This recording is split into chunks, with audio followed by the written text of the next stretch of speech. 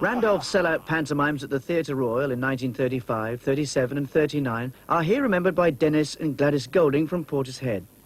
When were you exactly at the Gaff, as it was called then? Well, I came here at 1935. The first show I did was a Jimmy Marborn show, one of Frank H. Fortescue's companies. How old were you then?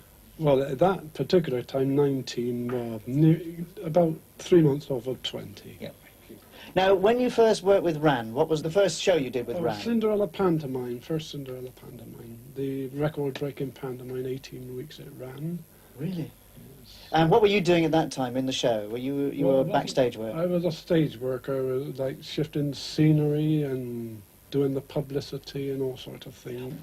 What was the story you told me about him up at Robinson's? Oh, well, he was called through to the saloon bar one night, and there was some loud-speaking people there, you know. When they seen him go by to meet Mr. King, his manager, they said, "Oh, that's Randolph Sutton. He used to work for Robinson's, you know."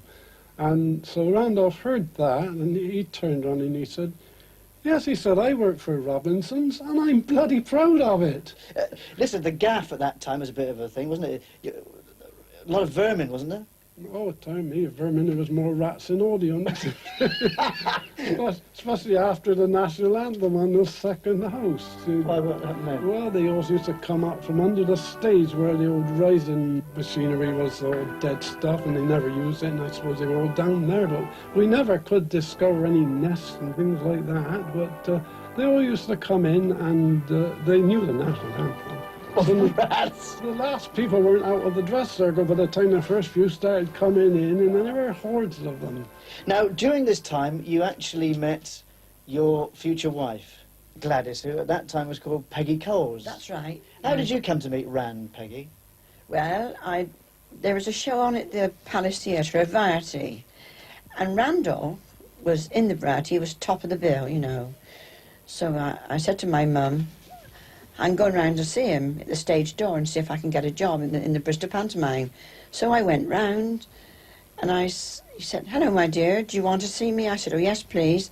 Do you want any dancers in your pantomime at Christmas?" "Oh, I'd love to have you," he said, you know, and... So you went in as a dancer? I went as a dancer. Now, he used to stand in the wings, Randolph, didn't he, and watch you all? Yes, he did. And what did he used to say? He used to say, "Smile like Gladys." Yes. Well, you were the best smiler? Yes. You're a bit of a giggler, were you? Yeah. If she looks as cold as ice, kiss her once and kiss her twice. She'll forget her ma's advice.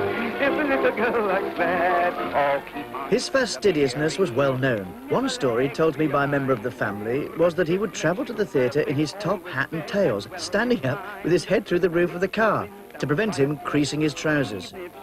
True or false? Who knows? It's a damn good story.